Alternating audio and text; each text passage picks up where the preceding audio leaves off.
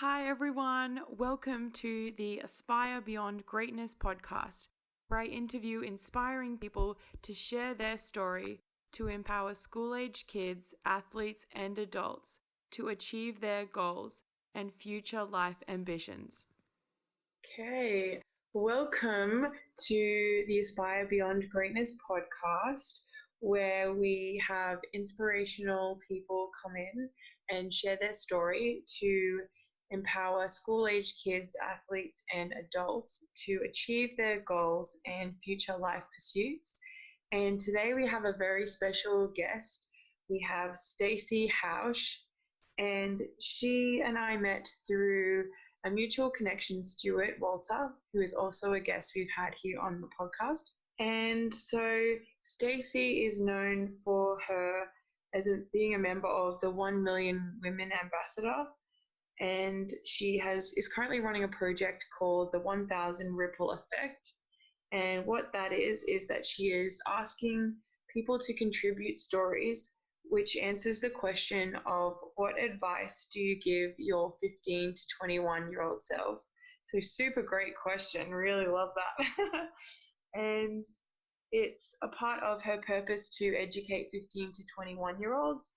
And her purpose in all of this is creating sustainable generational change for children. And she has 700 stories so far, with 250 to go. So if you are interested, and I will redirect this at the end, go to the website, which is www.rippleeffects.com, and contribute your story. And once the project is completed, she has a world tour where she will be distributing her book to every 15-year-old in the world. So amazing stuff. Thank you so much, Stacey, for joining us today. Thank you, Anna, for having me here today. And hello to all the listeners out there as well.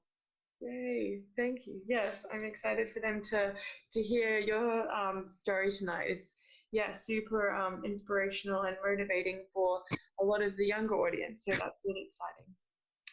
Okay, So I want to start off by giving you a bit of background about kind of where I'm going with the Aspire Beyond Greatness and the podcast, which is that when I was 14, I started rowing to get out of a difficult household situation. And when I was 18 years old, I became a world champion rower. And so I guess what I'm trying to spread is this idea that, when you're 14 years old, it's a really critical time in a lot of children's lives. And, you're sort of that awkward age where you're trying to figure everything out and hormones are raging and your body's changing, and it's an influential time for the decisions and that you make. And so I'm interested to know, Stacey, what advice would you give to your 14-year-old self? Okay.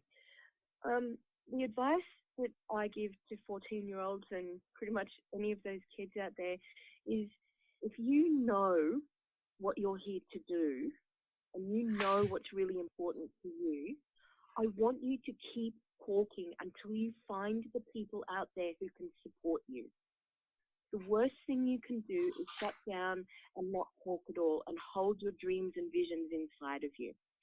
When you start talking and you open up about your dreams, your hopes, your visions, your goals, your aspirations, what it is that you want to do, you're going to come across some people out there who go, nah, you can't do that, or that will never happen for you.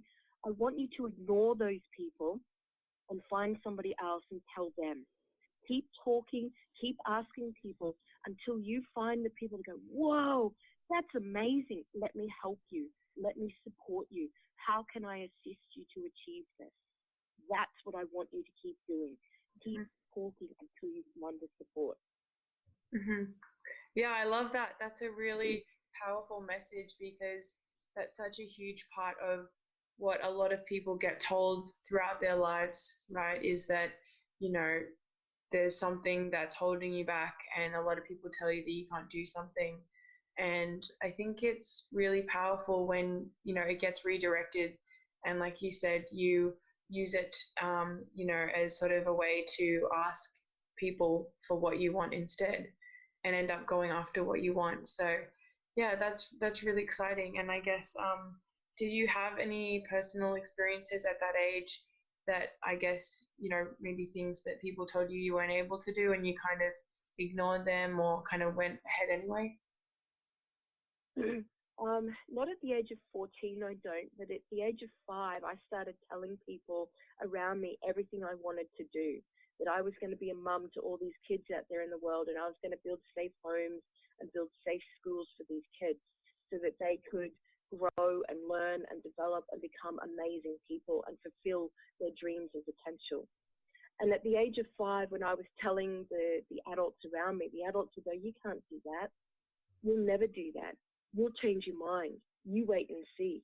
That will never happen." And at the age of 5, I shut down and I stopped talking. And what I did is I said, I know that this is what I'm here to do. I know that this is my purpose. And I held that purpose, that vision of being a mum and building schools and homes everywhere for these kids inside my heart until I could leave, and until I could get my own place. And when I got my own place, it was about 2 weeks. I went, I'm here, I've got my own place, I can just go and make this happen. And I never lost touch with that vision. I held it so tightly that I wouldn't talk to anybody. And this is why I say, it doesn't matter what age you are, 14, 7, 10, 21, if you have a dream or a vision inside of you, talk about it and keep talking, keep telling the people until you find those who support you. Because there will be people out there who will try and pull you down or shut you down and tell you you can't. Ignore them.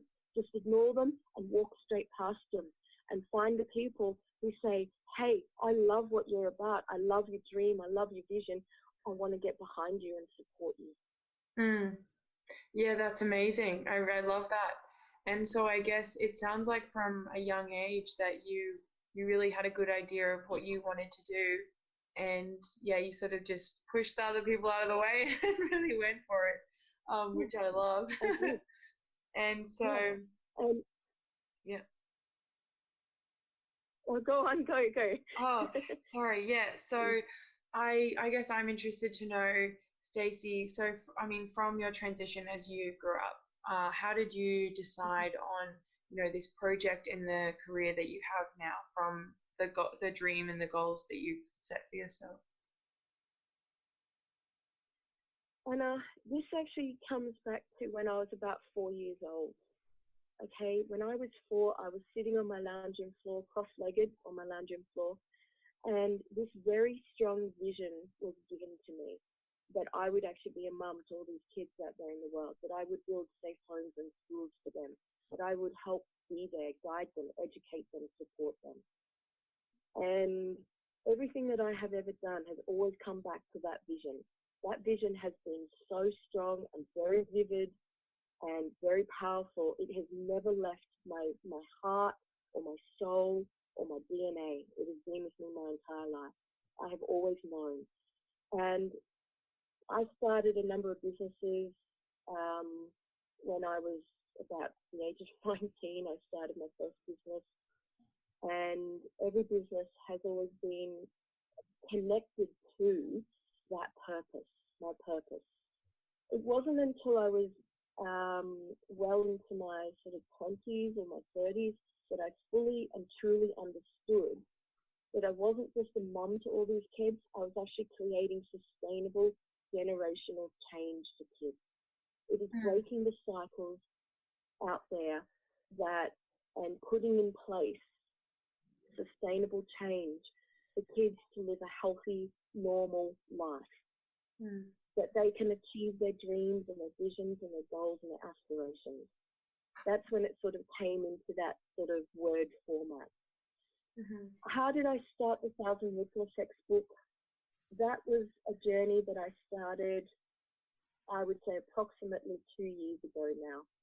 And I was sitting in meditation and I was talking to the universe and I said, how do I build all these schools and homes for these kids?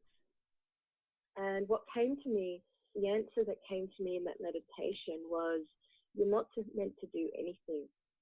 You're not meant to build anything, because the dreams already exist, and the passion already exists, and the people already exist, and the projects already exist. Everything is already here.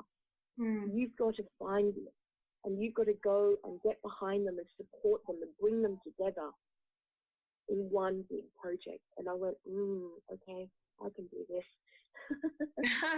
And yeah, definitely. I realized that all of this time, so I've been a mum to over 30 kids, Anna, and when I was talking to these kids, each of them had a story. Each of them needed advice on an area of their life, whether it was work or believing in themselves, or they needed some guidance to make a decision, or they wanted to go and try something in life. They wanted to try an activity. And I would be there and I would help them. I would get them to go and do what they wanted to do. And I realized at that point that if I have done this for over 30 kids already, what if I put a book together? What if I got 1,000 people to write a story each? There'd be like 1,000 stories, and we create 1,000 ripple effects right across the world. I can't be there for 1 million children in person to help guide them. I can get a book into their hands that has all the advice in there about different aspects of life already.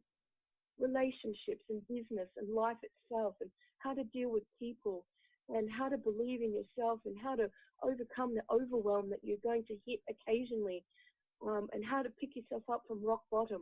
And I went, I can't tell all these stories, but people out there can.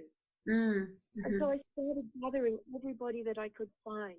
And I asked every person, would you please write a story?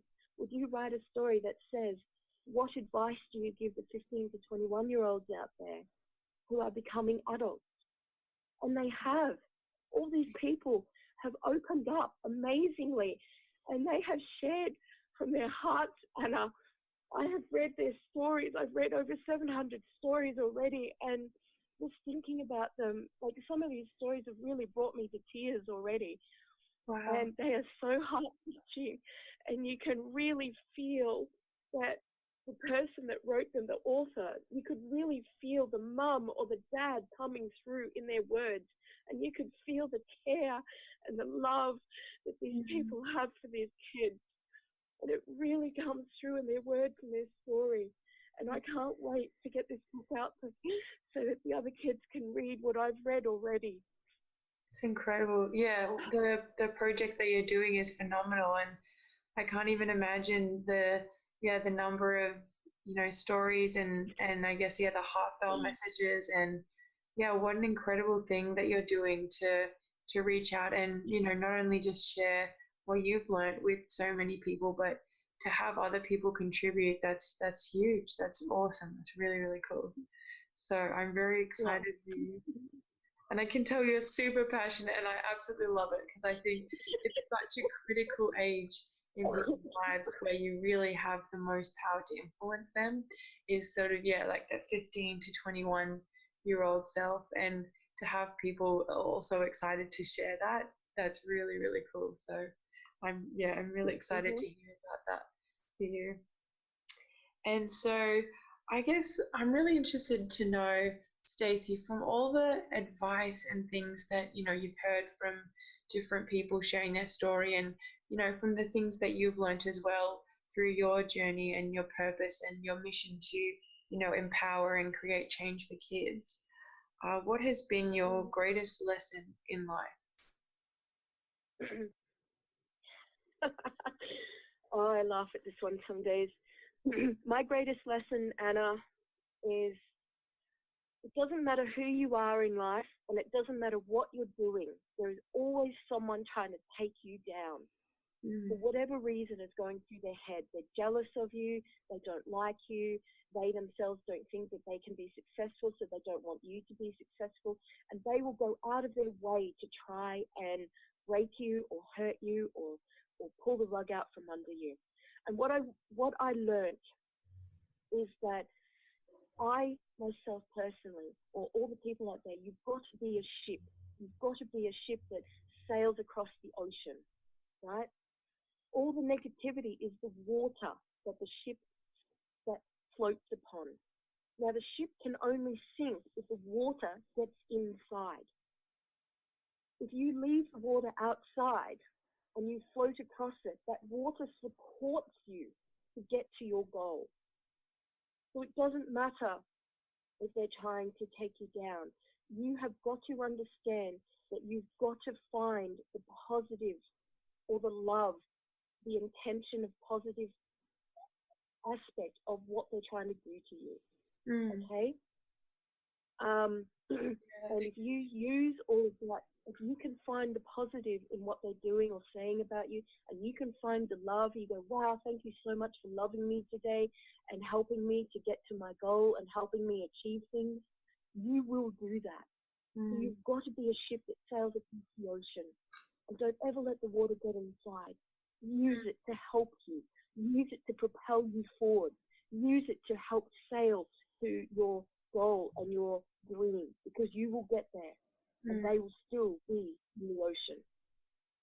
Yeah, that's incredible, isn't it? I mean, that's such a powerful message and such a good way to explain, I guess, having setbacks in different things, you know, people saying different things or trying to put you down, like you were mentioning before, using that almost to propel you in the right direction. And, you know, I'm thinking about people who sail and they have, you know, all these different things that they're up against, like the weather and, you know, something breaks or the mast falls down or, you know, the sail, and you kind of just have to keep going anyway. And I guess that's sort of like life, isn't it? Is that, you know, you're up against a lot of different things, and that, you know, if you, like you said, if you stay on top of the water and you keep sailing anyway, and you look at it in a positive way, it just changes your whole outlook and how you experience life as well, it seems like.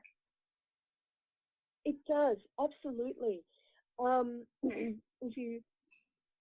If there's anyone out there who knows the willow tree, right? I always tell people to be a willow tree, because a willow tree will bend, but it will never break.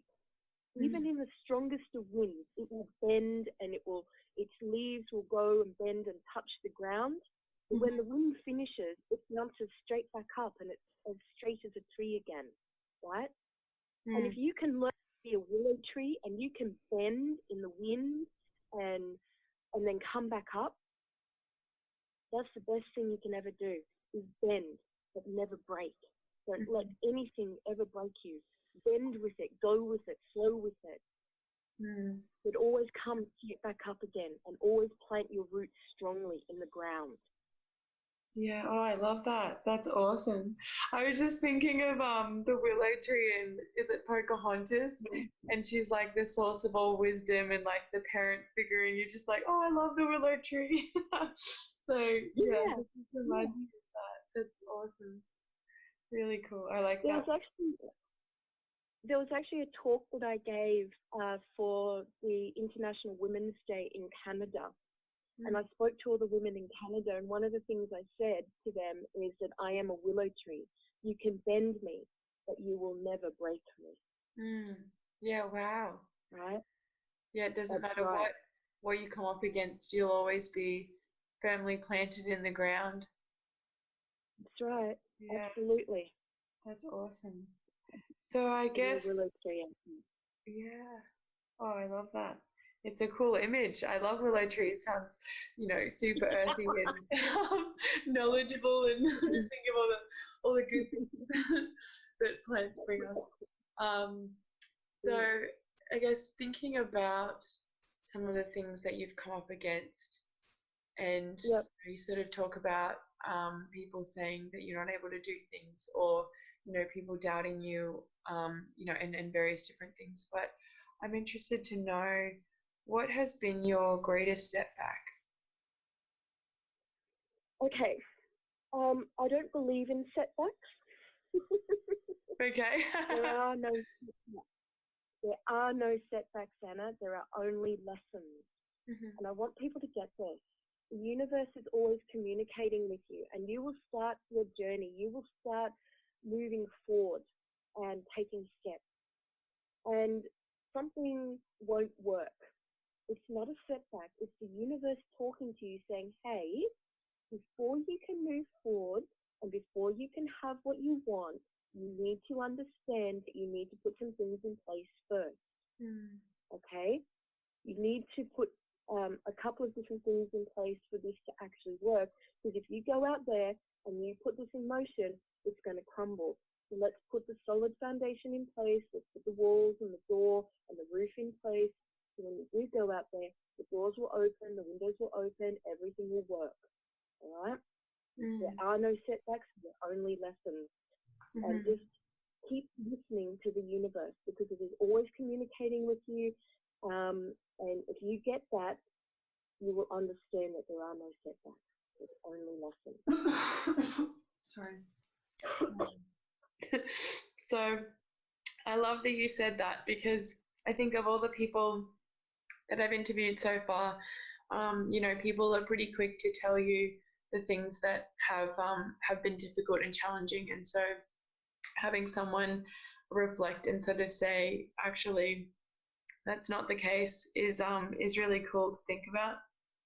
And so, yeah, I love that your take on it. And I think as I get older as well, thinking more about reflecting on when things do go wrong, this idea that it's actually put there for a reason, and the universe, like you said, is telling you to like plan better or do something differently. So yeah, I really like your take on that. Yeah, you might need a contract in place, or you might need to design the system slightly differently, or modify something, or you need to bring another person into the model, or you need to understand something. You need to go and research a little bit more before anything can happen, right? If you understand that it's just the universe saying, hey, you just need to put this in place first, you get it. There are no setbacks, there's only lessons. The universe is always with you. Yeah, definitely. I actually had an experience yesterday that made me realize all about preparation, where I went hiking with a group of people, and someone actually, they had a really nasty fall onto a rock and got a concussion, and they ended up having to get stitches, but I wasn't prepared. But the people that I did go with had a compression bandage and a safety blanket and things like that. And of course, the compression bandage was blue camo print, so it was really attractive. And so was the golden safety blanket, which was, my friend ended up looking like Willy Wonka's golden ticket when we walked across the mountain.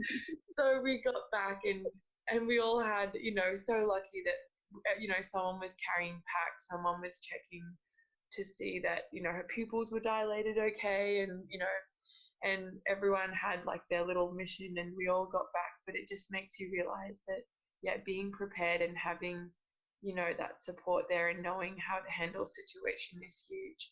And I think it made the run that we sort of went there to do, which was meant to be, 28 kilometers or whatever, actually made me realize that I think I enjoyed learning more about being prepared and having a good group of people with me than if I was just sort of running that distance willy-nilly. So yeah, it's quite interesting how those things sort of pan out.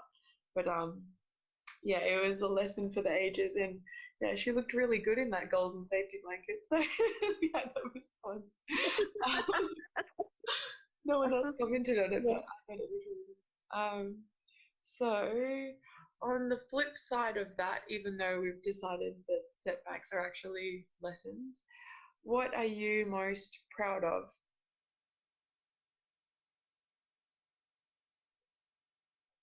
What am I most proud of is that I have always stayed true to my vision. I've always stayed true to myself. I've always stayed true to my purpose. I've never let anybody tell me that I can't do anything in life. I've always believed in myself and knew, deep down known, that I can do this.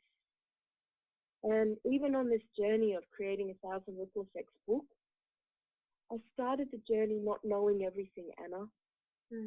And as I've come across different aspects. I just had to learn as I go along. And so I did. It's like, okay, I didn't know that I needed this, but I know now. So I just take the time, learn it, implement it, and take another step forward. Mm-hmm. I make things happen. That's what I'm proud of, is that I make things happen. Many years ago, when I was going through my TAFE studies, I was taking the bus every day to and from TAFE. And one of the things that upset me the most is that nobody said thank you to the bus driver. Everybody would get on, say, ticket, I want a ticket for this, and they'd take their seat and they'd get off, and that was it. No one would say hello or goodbye or thank you. And I made it my mission, because I had a bus ticket, a 12-month bus ticket. I made it my mission. I get on every bus, even if I never took the bus, I'd get on that bus anyway. And I'd say thank you to the bus driver. So I get on the bus, take my seat, and as I left the bus, as I took my last step off the bus, I'd say thank you, have a great day. And eventually that started cottoning on. And eventually everybody started doing everything that I started. They all started saying thank you to the bus driver. They all said, hey, thanks for that. Have a great day, mate. See you later. Cheerio. Whatever it was.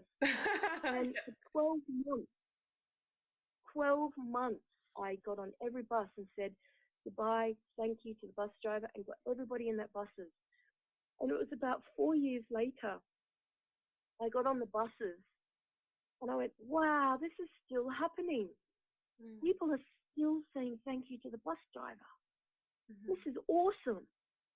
Yeah. I started that 4 years ago and it's still going today.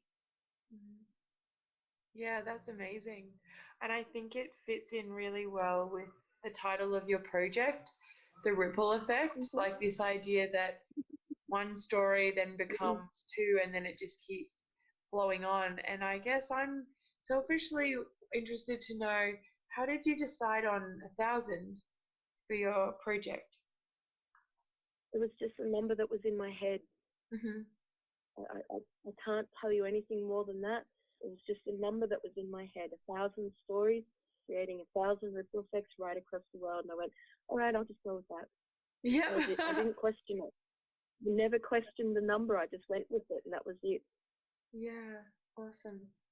Yeah, it has a lot of power and weight, and it sounds like you've been able to do that in a lot of things in life, not just from this project. So, yeah, it's sort of more of the published hard copy of some of the things that you've been able to do. So Yeah, that's really cool. Yep. Will you be writing one of the stories in there, or is it a separate part that you'll be writing? No, I'm writing one of the stories as well. My story is all about you always have a choice. You always have a choice, no matter what situation you are in life, you always have a choice. How you respond, how you react, how you handle the situation. You always have a choice. Yeah, that's huge. I think especially as young people listening and the people that you're looking to influence as well, you know, that is a huge thing, because I think when you're younger, you know, there's things like peer pressure, or, you know, like for the most part, society and everything tells you have to go to school, and, you know, you have a lunchtime and you have all these things, and you don't realize that you could, you know, start your own business, or at 5, you know, decide that you want to have, you know, your own company, or influence kids and be a mom of, you know, millions of children and things like that. And so, yeah, having a choice is a really powerful thing to tell young people. And I'm thinking even just culturally, you know, women in different countries that have to wear, you know, different sort of headpieces and things like that because of culture. And yeah, having the choice to make a stand and stand up for their rights and things like that. I think that's becoming, for some people, you know, super important with people, influential people like Malala and things like that. So, yeah, having a choice is really a powerful message. I'm going to share something with you, Anna, and the listeners out there as well. I was in grade 2, and there was a group of girls who were making fun of another girl in the playground. And they wanted me to make fun of that girl as well. And I stood there. I was 7 years old at the time, and I still remember doing this. I said, I'm not going to. I will not hurt another human being for any reason. And that was the choice that I made at the age of 7. I walked away from that group of girls who were making fun of the other girl in the playground. And I never went back. And I have been like that my entire life. I have always made my own decisions. I have always made a choice never to hurt another human being, and not for any reason. That includes making fun of them. Don't do it. Right. Yeah. And at 7 years old, you must have had a very good intuition, because I think, and I don't know statistically what the facts are, but I think a lot of people have been bullied. If not, I want to say most people have, or have bullied themselves, and they think back on the situation and they wish that they had taken your stance on it, I think. And to have the power to influence kids these days to make those choices, that you're talking about, to not be involved in those things and instead to, love and support people is huge. And just thinking of a whole generational shift of younger people learning that now, and what they can teach their friends and their peers and, cousins and family and things like that.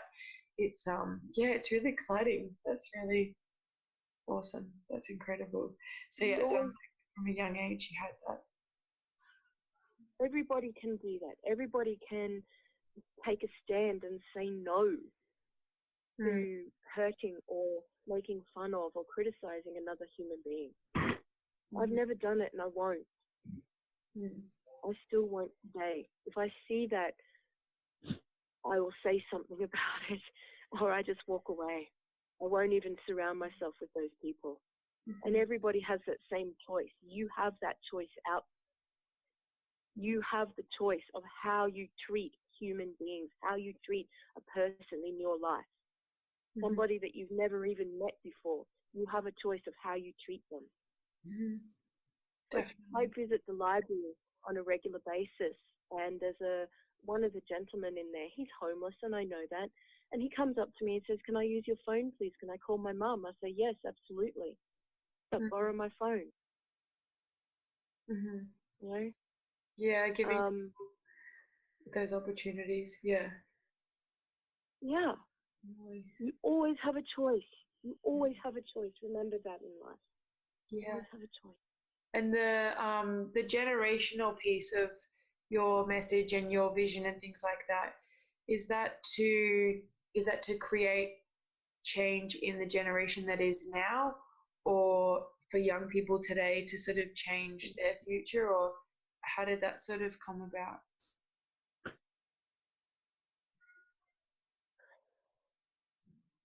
The book itself is to help create that change. But there's a lot of kids out there that don't have anybody that they can talk to. They don't have anybody that they can ask questions of.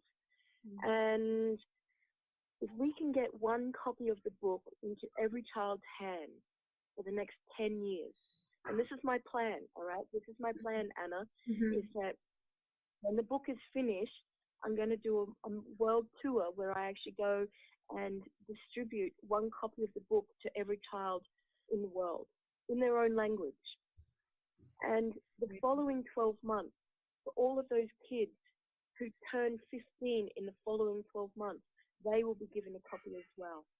And in the next 12 months after that, the kids that turn 15 will be given a copy of this book as well. And the next year after that, and the next year after that. I plan to do this for the next 10, 15 years. And that way we can actually get to all the children. We can seriously make a massive impact, and we can break the cycles out there. We can put in place sustainable generational change for these kids. We can help them, show them, guide them, teach them how to be healthy, functioning adults. We can show them that there are parenting skills, that there is support out there, that there are communication skills, that there is, that they can achieve their dreams, that that all of these things do exist. Mm-hmm.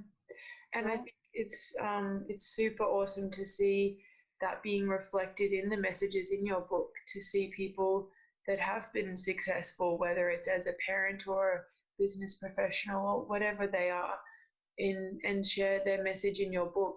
Kids can read that and say, you know, I really resonated with that story, or I really want to be like that person, or what that person said that, you know, is similar Yeah. to my story, or however it sort of relates to them. Yeah, Mhm. awesome. Mhm. Okay. Absolutely. Definitely. Yeah. So just from the sort of brief time that we've spoken now, you know, I think that there's so many things that you offer in terms of just like passion and purpose and things like that. And so I want to explain to you, I have this theory, which is that people turn up, you know, every day when they wake up in the morning, when they go to social situations, when they're with their family or at work, wherever people go in life, they turn up with a certain skill set and personality. So, you know, like I said, you have obviously have a lot of passion. You know, some people are really confident, some people are really genuine, some are really positive, and I'm interested to know your take on what do you bring when you turn up. I bring support, understanding, compassion, and love. That's huge. Hmm. And it sounds like that's not even just for the kids that you're trying to impact, but for everyone around you. It is for everybody. Yes. Mhm. That's awesome. That sounds like I'd like to be around you a lot more. We all need people like that in our lives. That's awesome. For everybody who doesn't know, Anna is an author in my book as well. She's also written her story and it's already handed in. Oh, yeah. Yeah, it was super exciting to write that. I think just hearing that 1,000 people are contributing, that's so cool. Or even Yeah. just that every 15-year-old kid in the world is going to have a copy of that. That's awesome. Mm-hmm. Really cool. Yep. So you mentioned a bit before about how when you were 5, you know, you started to have this dream and this vision and things like that. And obviously it stuck with you for this time, you know, throughout your life. And I'm interested to know what inspires you every day. I'm not inspired every day. I just know that this is what I'm here to do. I just know that I just get up because this is my life. This is me taking care of those kids out there in the world. I don't see the kids. I see everybody as a child, right? And don't take it the wrong way. It's like every single person knows something. Every single person is good at something. We each have our own strengths. We each have our own passions. And I want everybody to know that if you stick to what you're good at, what you know, what you're passionate about, what you love, and everybody does what they love in this world, we actually live in a loving world.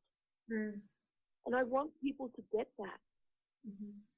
I know that the message is all the same out there, Anna. And every single person speaks the same message. We just have our own language to communicate it, our own way of communicating things. That's so And true. I want them to know that. I want them to, everybody says, oh, yeah, that person's different to me, but they're not. They're the same. Right?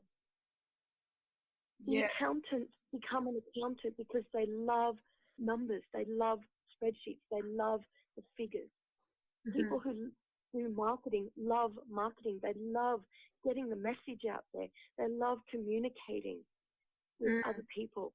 People who are a manager in a business love managing people. They love bringing the team together and building something and creating and inspiring those around them. we all do something that we love every day. And I want everybody out there to know that we today live in a very loving world because we do everything that we love. And I want you to honor and acknowledge and recognize that the person next to you is doing what they love. You, Anna, love interviewing people because you love getting the messages out there for all those 14-year-olds. You will find people like myself and Stuart and everybody else who can help to inspire them. Stuart does what he loves. He loves helping all the athletes out there be the best athlete on the track and in the pool. I love bringing all these stories together. And the people who are writing the stories love writing stories. Can you see how we are each doing what we love? And what we love is actually creating a very loving world. Yeah, definitely. And I guess I'm sort of thinking in my head, from saying that, do you think that if we come from a place of love when we communicate with people, that it makes it easier for us to communicate with others? Yes, absolutely. Definitely, yes. Hugely, yes. Yeah. I'm just thinking because, like you said, accountants love what they do, marketing, things like that. But I mean, there's always times, I guess, you come across people that do communicate differently. And I know that from my work in social work, even sometimes people can be confrontational because, there's so many different reasons. And I guess, sometimes you meet people and you have to kind of break down the barriers a bit more before you can get into a conversation. And so I'm thinking, what does it look like to come from a place of love with people that you might not connect with when you meet them straight away? Okay, everybody does everything with love. Everybody communicates with love. There's a book out there, and I don't know who the author is, but it's called the love languages, the 5 love languages. Oh, yeah. And when you understand that some people communicate their love through words and they go, I love you, you've done a fantastic job, that's awesome, that's great, oh, you're on fire. That is an expression and a communication of love. Some people love acts of service, and that means, hey, I washed the dishes for you, or I washed your car for you, or I cooked you a meal. I brought over a lasagna because I knew that you weren't feeling very well, or I've driven you to the hospital because I could see you had a broken leg or whatever it is, right? Yeah. That is an act of love. Every single person who does an act of service, who does something for you, gives you a meal or drives you somewhere or listens to you on the phone, is an act of love. Those people out there who love touch will give you a hug, okay? They'll come and put their hand on your back or give you a pat on the back, or they'll hold you in an embrace and they'll hug you. That, they will never say anything to you, but they'll give you a hug. That is an act of love. Yeah. Everything that we do is an act of love. And the reason people are not seeing it is because they only understand the communication of love in their own language. Right? Yeah. Children may just come and sit on your lap for 2 seconds or 5 minutes while you read a book. That is an act of love. Yeah, that's so cool. You can feel that too. Yeah, right? Yeah. Your partner may give you a gift. Your partner says, hey, I bought you some flowers, or I bought you this ring, or I got you a new shirt today, or I bought something for your car. That is an act of love. Every day people miss this. And it's really sad. And I have been helping people to understand that their partners really do love them. Sorry, Anna. No, you're right. I just need to drink some water. Hold on. Okay, no worries.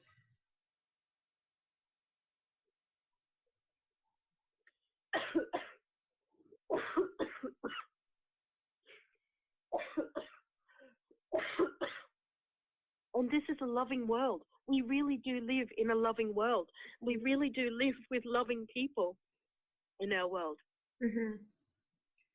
Yeah, I think it would be a lot easier if we all understood our own love language a bit more, because I think we probably think we know, and then it might take a bit more time to kind of understand what it is that we do appreciate when other people, say or do, or whatever the language is that resonates with them.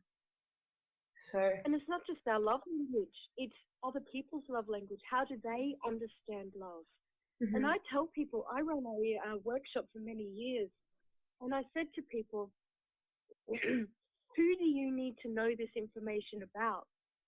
And who needs to know this information about you? Mm. You Yeah. communicate to the other person in their love language, they will get it. Yeah, that's huge. And it makes such a difference to the relationships that you have with people, I'm sure. Hugely, mm-hmm. massively. So I feel like you're actually really talking to people on a different level, I'm sure. Yeah. Yeah. This is what helps us to create our world. And this comes back to what I was saying earlier in the conversation. You always have a choice. Yeah. You have a choice to learn about your love language and how you feel truly, deeply loved in this world. You have a choice to understand how somebody else feels truly, deeply loved in this world. Mm-hmm. And you have a choice on how to express that love, and a choice on how to recognize the love that everybody expresses to you. Mm. Do you have one that you favor in particular, or would you rather not? My love language? Yeah. My love language is touch, so hugs is very good for me. Oh, great. And quality time. Mm-hmm. So a good one. Quality time means spending time with me, doing something. Mm-hmm. Yeah, definitely. Oh, that's really cool. I want to go away and learn what mine is now. I feel like it'd be good. It'd be really good. Yeah, I think. And when someone knows how to speak your language or whatever, I just see it being a huge game changer. So that's really exciting. Thank you for sharing that. It's really cool. It makes a massive difference. And this comes back to the question you asked me, what inspires me every day? This is what inspires me every day, is getting up and helping people to understand that they really are loved in this world, to put in place mechanisms to let kids know that they are truly supported and cared about in our world. And yes, it is tough to make the transition from being a child into being an adult, tougher for some than others. But there are people out there who really do care about you. They really do stop and help you to become that adult that they know that you can become. That man or that woman who contributes to society, their home, their marriage, their community. Yeah, it's huge. And I think something that I'm learning more as I get older, even I was listening to Oprah's podcast this morning. What is it? Soul Conversations. And she was interviewing this lady about the power of love. And they were talking about this idea of sharing how other people have helped you, to let them know how they're giving back. Whether it's someone sharing a positive message on their Instagram feed, or a book they've read, or just a message, and then sharing it back with them and saying thank you, that really helped me. And then it's essentially sort of like this wheel of gratitude, because it comes full circle back to the person that shared it, and they're able to feel appreciated for having done that. I think that's really cool. Yeah. Yes, exactly. The power of love is amazing. I love how passionate you are. That's awesome. The power of love that I have for this project and this vision that I'm working on has propelled me forward and kept me going every day. Mm. Yeah, I mean, I can't even imagine how much you've had to, just kind of reach out to people and all the stories that you've read and yeah, gone through and met lots of different people. So yeah, it's phenomenal. It's really cool. And Mm-hmm. so I want to transition now into kind of finding out a little bit more about your journey, and I'm interested to know, Stacey, who has been your biggest supporter? I have to say, Ian Mackenzie is my biggest supporter. He has been my mentor for a number of years now, and I approached him. I asked him if he would mentor me to help make this vision happen, Mm-hmm. and he said yes. And he's always on the phone. He's always there. He always takes the phone calls. He always makes time for me, and he always helps. If he personally can't help himself, he'll always tell me a story, or he will guide me in the direction I need to go. He will give me a person I need to go and talk to, or something like that. Mm-hmm. He'll to ask me a question that will make me think, Mm. and then I myself will come up with the own answers. Mm-hmm. Ian will never tell me the answers, but he'll give me questions that help me to discover them on my Mm. That's huge.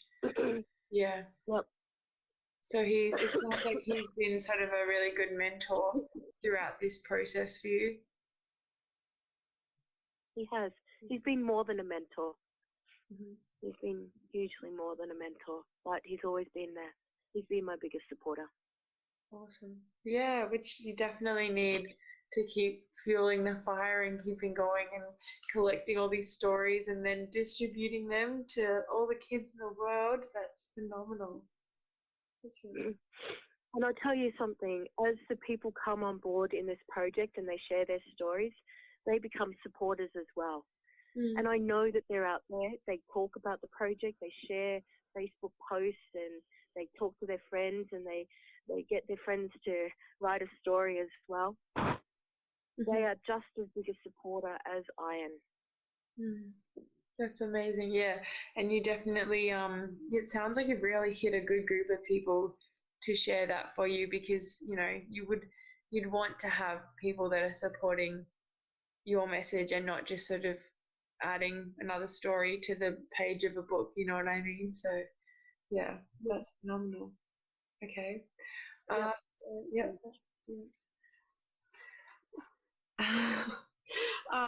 I just want to say thank you so much for letting me interview you, Stacey. And I want to three things that I'm really grateful for that you've added to the conversation today is, first of all, your incredible, undying, powerful mission and purpose and vision that you bring to everything that you do. And, your story of generational change for children, I can't even imagine how incredible it's going to be. I'm so excited to follow up on it and see how, how many lives you're able to change, and kind of the difference that you're making in a lot of people's lives. And your undying passion is phenomenal, and I love it. I love how excited you are about what you're doing, and I think that's such a big part of everything in life. And if I could be around more people like that, it would just make such a difference. Even just the example that you gave about the bus driver and things like that, having people like that around makes such a difference. And I think if other people around me even are having a bad day, and you see someone go up and just say hello and ask them how they're doing, it just changes their whole day and everything that is going on for them. So that's really cool.